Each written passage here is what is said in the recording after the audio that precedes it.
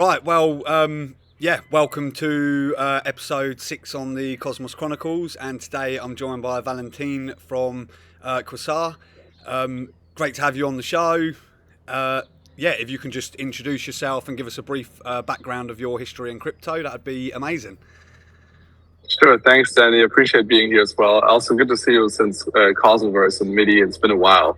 My name is Valentin Vallejo online.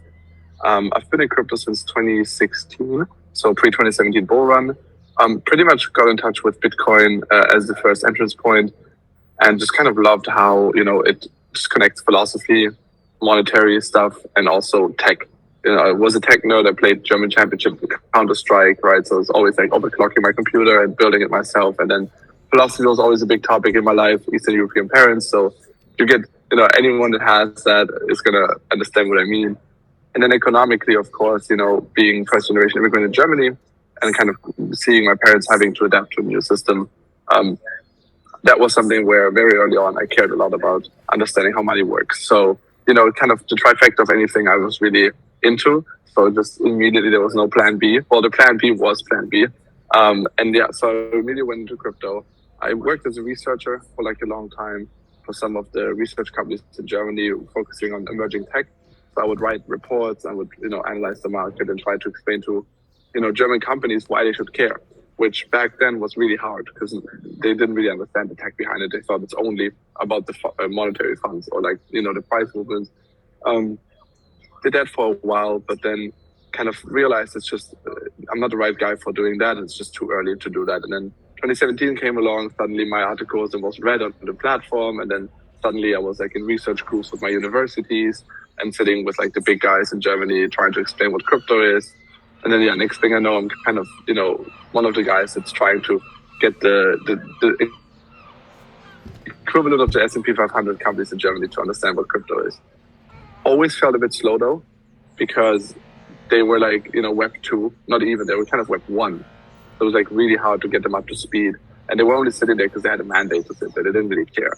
So I had like a weak moment where I moved to South America and kind of worked for AWS for a while. But then DeFi came along and I went full on back.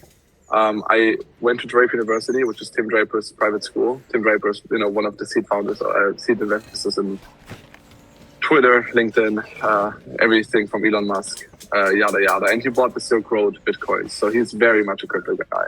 And so, oh, hey, Dogo. Barney. And so, he's a cute guy. He has to come and say hello, sorry. Leave him. I love it. I think the viewers are going to love it too. It's a cute dog.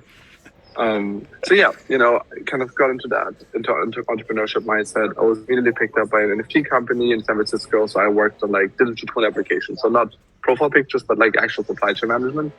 Did that for a while, leave on good terms. Actually, the founder is an investor in Quasar as well. And then I co-founded another research company with my ex-boss, who sold his last one to BlackRock. But then I founded it with him. Also exited in good terms. He also invested in Quasar. And then more than 1.5 years ago, I was kind of like, this is it. I don't want to keep talking backwards about crypto. I want to start like teaching forward, like building forward. And so, I saw a lot of issues in Cosmos. I saw a lot of opportunity with IVC, and that's where Quasar comes out of. Yeah, no, that's great. Like you say, so you've been around, you've been in the space for a long time. You're one of sort of the original people, not like myself, who's quite a new person, quite non-technical. But this is what's. Hey man, welcome. Yeah, and this is why I want to focus on this and try and focus on the important parts to start with, get the basics out of the way, and it gives someone people a platform to come and look at, find out the basics. So moving on to the next question, what is Quasar? Yeah, great question. So I think it depends obviously on who you ask how to explain the best way, right? I think a good entrance point is kind of understanding where the crypto space is moving to if we look at traditional markets. So if you have a new market of any sort, let's just take the financial market as an example, stocks, right? In the very early days, that's the market size that you can reach, but that's the actual market size that's being used. And so opportunities everywhere. It's relatively easy to make money. Everything is pumping. It's a completely new infrastructure, right? So in that time period, you don't really need, or you don't even have experts because it's a young market. Expertise is usually built over time. And so in a market like this, it's like DeFi summer. Everybody can make money anywhere. Numbers are crazy. But as a market matures and as it captures more and more of the total market size, you start to feel a disconnect in the actual profits people can make or the actual expertise they have, for like experts and non-experts. And that's partially because people don't have time to deal with it, don't have the brain capacity after a long working day to deal with it. Maybe just don't want to deal with it. Decide I don't want to deal with finance, which is all very legitimate reasons, you know. Or it also just gets overwhelming because it gets more and more complicated, and then it's just you can't follow along anymore. On the other hand, you're always gonna have people that say, "This is the shit." You know, this is like what I want to do. That this is my entire life. So that, you know, grinding every day, understanding primitives, DeFi, what's happening, and then once you get this disconnect, that's when usually markets build a relationship between managers and depositors. So basically, asset management as an industry. Globally speaking, that number is insane, but like you can fact check it. $40 trillion are managed assets. So 1/3 of all assets in the entire world are being managed for someone else's behalf. And in crypto, it's insane, yeah. And in crypto, that percentage is around 2.5% to 3%. It's like 10 times lower. And it's very easy to understand why. It's hard to build expertise in a young market, especially if it's anonymous and global, right? The crypto market has repeatedly been punished for trusting, right? Like we're building trustless systems. Anytime we trust a centralized entity, we're being punished for it. And it's just complicated to still build a relationship that works because it's been very young. It's been very early. There's not really a big group of people that needs expertise, but a big group of people that has the expertise. And so what we've been looking at is, okay, the market matures and it grows. We have institutional players coming in, we have whales coming in, we have more and more people coming in that don't, also on the other side, don't understand crypto that much, but should benefit from it, right? Because if there's anything we're building, it's a permissionless way for people to invest into financial products. Like that's what we're trying to do over here, right? And so we're always going to be successful in making sure that some people are learning it and understanding it, but we're always going to have people that are not and shouldn't and don't want to, right? And we need to still get these people up to speed, because if we don't build a system for everyone, then we're failing as an ethos and DeFi. So we look at this and then we're saying, okay, let's be realistic. Like, where is crypto right now? It's really far away from that. Why? Number one, the current level of the space is effectively as if you had to use Edge browser from Microsoft for any website that's hosted by Azure, and you need to use Google Chrome for any website that's hosted by Google, and you need to use Safari for any website hosted by Apple. Like that's the wallet system, right? That's the way our internet works right now, crypto works. And then all these different servers don't even talk to each other. The only way they can talk to each other is if we use centralized bridges, which if you check the leaderboard of biggest hacks in crypto ever, it's always bridges. It's like ridiculous. So we looked at IBC and we realized IBC is the future. Like, this is the way to move assets natively between chains. It's the only consensus level bridge. It's the only bridge that doesn't have added security assumptions beyond the actual chains. Obviously, code is code, so there's an added security assumption of IBC, but the actual logic of it is just consensus to consensus, which is like incredible, right? And so if we look at this and we say, this is awesome, because now we can abstract away all the stuff that people shouldn't worry about in crypto, which is like the chains and the infrastructure. Because most people should only care about the value add that this gives them. Like, what can I do with this? What is the product built on it? Like, what do you enable me to do that I can't do otherwise? And in this future, where you have different IBC connected chains, you need to allow asset management of various kinds to move across these chains, right? So you need to be able to basically have institutional asset managers or experts be able to move and manage assets that are natively on different chains. So Quasar is building all the necessary infrastructure to allow asset management to go through IBC, because that allows people to manage assets independently of where they are, which is the real unlock. Because let me tell you, I talk to hedge funds, they don't give a flying F about which chain it is. They care about volume, liquidity, and assets. We are the only ones that care about that, right? And if we abstract away all of that, we can create a playing field where we can onboard the new generation of users in the next bull run with tools that are easy to use and chain agnostic, which means we don't have to explain to them the complexities behind. We can just allow them to have access to the best investment opportunities that they see fit. So that's Quasar's mission. Yeah, no, that's great. Like you say, I think it is. I think the whole point of it is, like you say, is trying to make people need to realise that we need to be building dApps and things that people can use without having to understand the underlying tech side of it. And that is the problem Absolutely. with crypto at the moment. I think in Cosmos, like a lot of people who navigate their way around Cosmos is because they're comfortable and they know how to use the tech. Whereas, like you say, anyone else who's new coming in, like I've had mates before where they've said to me, oh my god, just connecting your Kepler wallet to a new chain, it's like, approve new chain, warning, this could be blah blah blah blah blah. Do you know what I mean? And straight away, Gets as soon as he saw yada that, yada. he was like, oh no, I didn't approve the chain, I didn't know what, I just left it, because as soon as it said warning and this and that, and I'm like, and that's the problem, like you say, people, we need to build things so that non-technical people are using it without realizing that they're actually using it. It also, but also, there's like when we use, so what we use to make this happen is vaults, which is a very bad word for fund. For some reason, crypto decided to call it vaults, but it's nothing else than a fund, right? Yeah. And for crypto DeFi people, the benefit is UX UI, because it's like, if you use our vaults right now on Osmosis, they're auto compounding, they're spreading your funds across 3 pools, and like you get crazy incentives on top, but it's like one click. So it's like, it's just easier, right? So that's the benefit. If you're a crypto user that understands everything, right now it's just easier to use. That benefit is also the one for people that don't understand how to use it. However, with constrained liquidity coming to Osmosis, or like actually, being licensed a couple of days, we're going to move to offer strategies for constrained liquidity.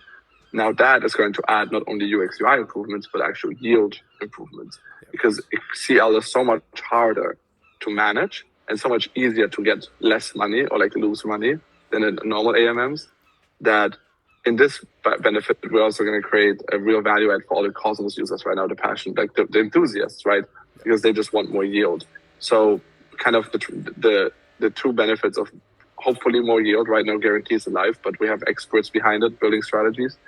And then also a UX UI improvement is going to kind of consolidate, in my opinion, user groups of all sorts to be able to have IBC as the backbone of how to manage the assets are managed, which I think is the biggest thing Cosmos needs. It's the Cosmos narrative is hard to sell because Cosmos doesn't have one token that accrues all the value like Ethereum and Polkadot. It's also a very dysfunctional big family. We all are pulling on different strings. But one thing that's clear for everyone is IBC is the future, and IBC is our arc reactor. So to consolidate a user experience around IBC like we have done, I think is the right way forward. And it's also exciting because we are elevating IBC beyond just token transfers. Right now, there's really only 2 protocols, Stride and us, that are using IBC for more than just token transfers. And we've also co-developed the query implementation on IBC, which means that now chains can like query each other.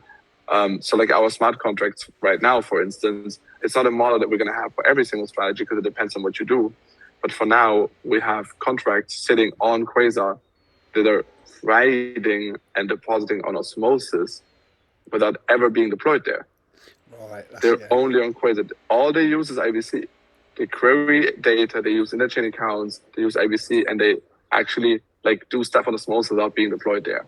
And it's a very hard implementation. We're still having edge cases. Like I'm not going to tell you it's perfect, but those kind of things are the foundation for next bull runs, tools and products to build actual value adds for people. Yeah, no, that's great. So, sort of putting it in layman's term, so are they more like strategic vaults that you have? So basically, once you enter into one of your vaults, then the chain does everything else for you.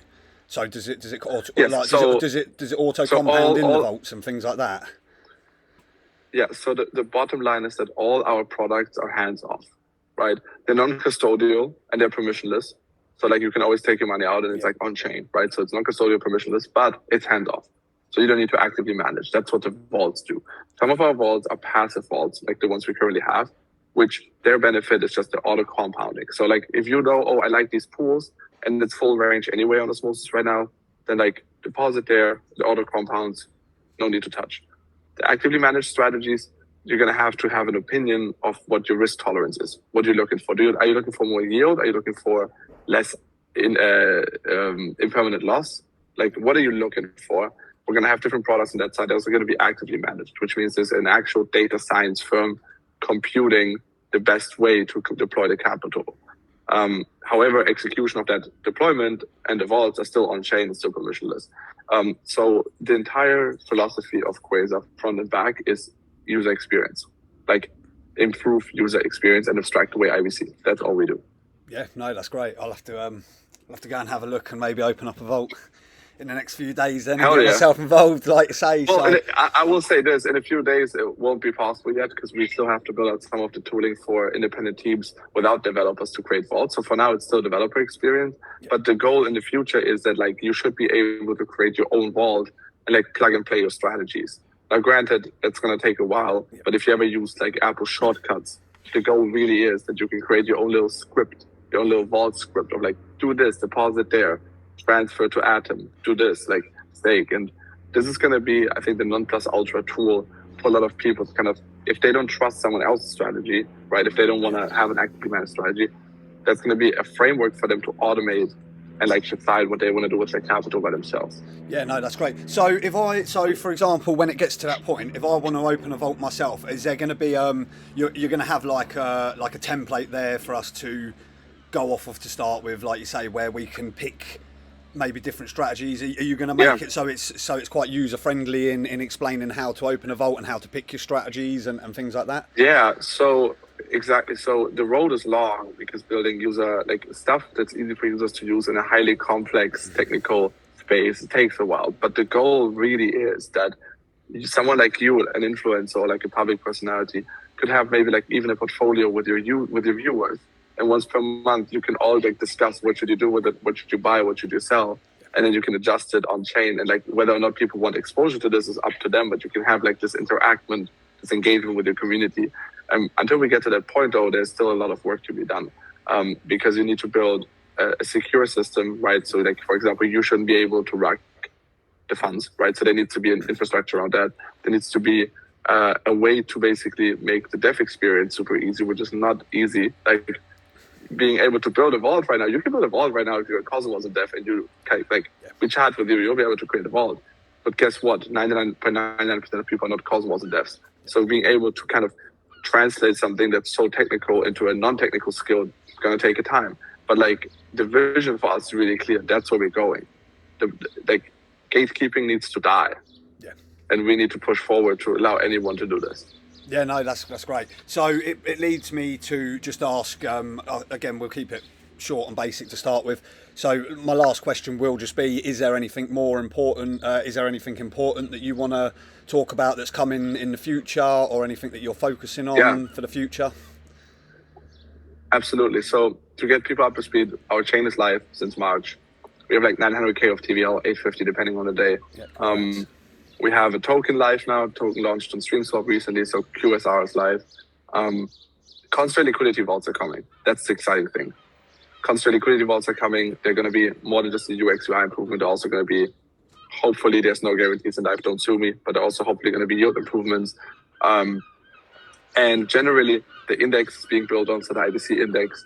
I would urge anyone that doesn't know a lot about us to check out what's happening on Twitter for us on our website, because we're doing a lot to help IBC and Cosmos. And, the TVL may not show it yet because we're playing the long game and a lot of the stuff we do just takes time. But we are here for it. We're here in it for the long run. And the team is stoked. Yeah, no, that's good. I think, like you say, I think people need to realise that it's a lot of the ecosystem is going to be like that. Everyone can talk about price action and things like that, but all of the chains are pretty infant. Hardly any of them have got real economic models, product market fit. Yeah, exactly. So I think it is. I keep saying it to people. It's trial and error. Whether people like it or not. It's and it's like investing in anything. You're going to get 1 out of 10 that becomes successful, when the other 9 might not. And we're going to see a lot of that within Cosmos with certain chains. But people need to keep building and making these dApps for us to find out what does work and what doesn't work, sort of thing. So, yeah, no, that's great. Absolutely. I mean, is there anything that you feel you've missed that you want to chuck in or cover? Is there any are you doing any airdrops or anything like that? Oh boy, I'm not even gonna comment on that, to be honest. But I'm gonna say this: that you should, if anyone is looking for a new chain that actually is building a real long-term community and doesn't pretend like it, feel free to reach out to us.